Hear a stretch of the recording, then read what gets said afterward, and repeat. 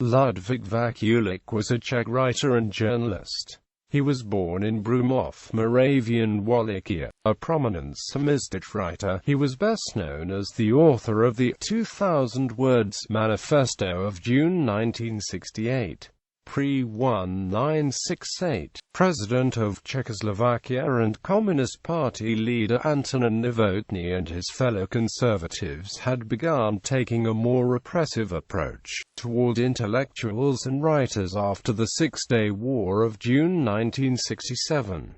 The following month, Vaculík, then still a member of the Communist Party, attended the Fourth Congress of the Union of Writers. Others in attendance included Communists Pavel Kohut, Ivan Klima, and Milan Kundera, as well as non-party member Václav Havel. Vaculík made an inflammatory speech in which he rejected the leading role of the party as unnecessarily and criticized it for its restrictive cultural policies and failure to address social issues.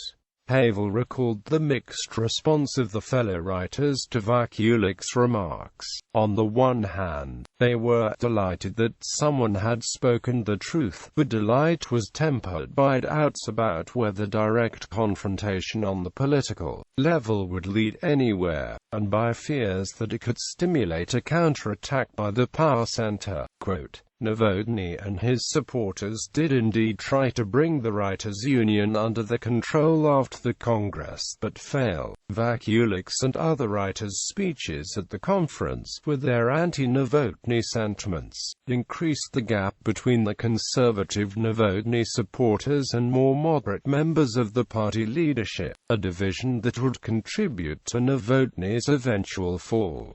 The Prague Spring and the 2,000 words. Vaculík was among the most progressive members of the Communist Party and thereby more radical than Alexander Dubček, who had become party leader in January 1968.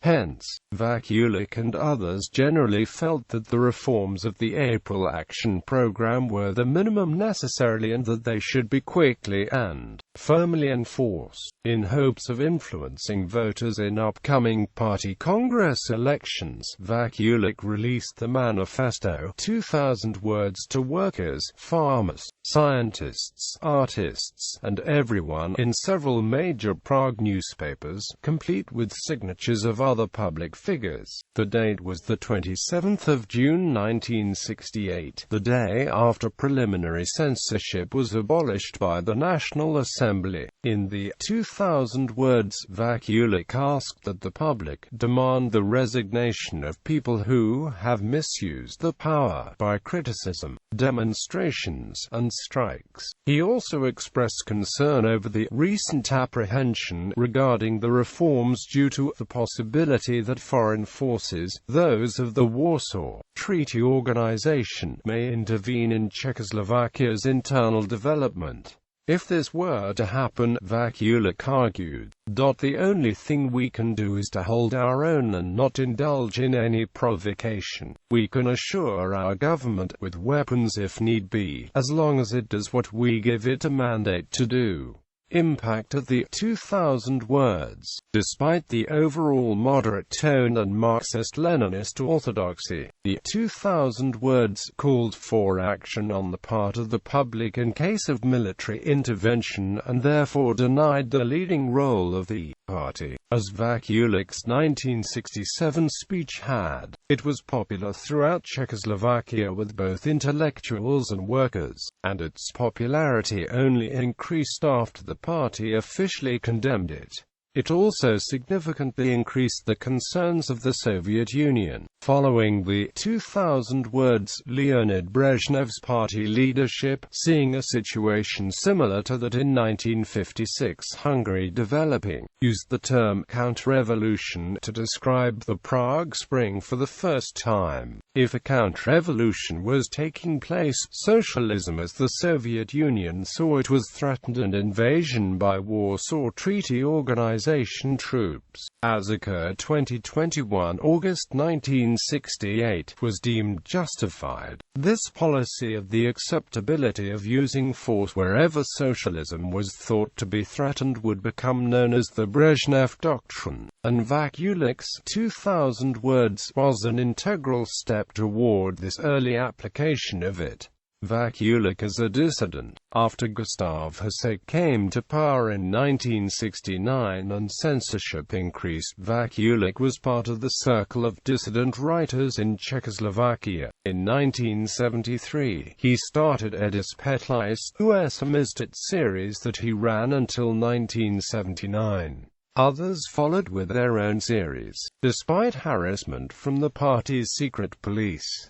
Some samizdat authors, including Vaculík, were also published in the West. The core of the samizdat authors eventually developed and signed the foundation document of Charter 77. Vaculík attended the second of the planning meetings in December 1976.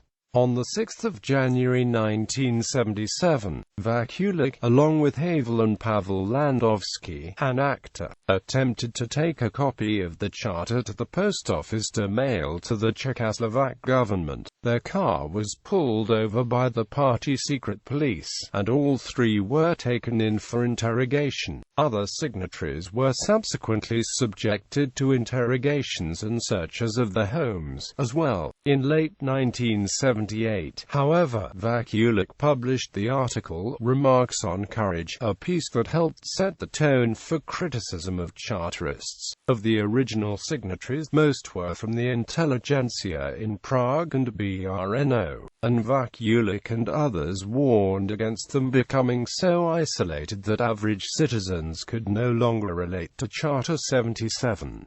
His criticism worked against the mythologization of the Charter and ensured a continued discussion of its position and role. After communism, Vaculík continued to write. The official ban on his works was lifted in late 1989. He had a weekly column in Lidové noviny that featured feuilletons, addressing various Czech political and cultural issues, just as much of his underground work during communism had. Death. Vaculík died of natural causes at the age of 88 on 6 June 2015 in Prague.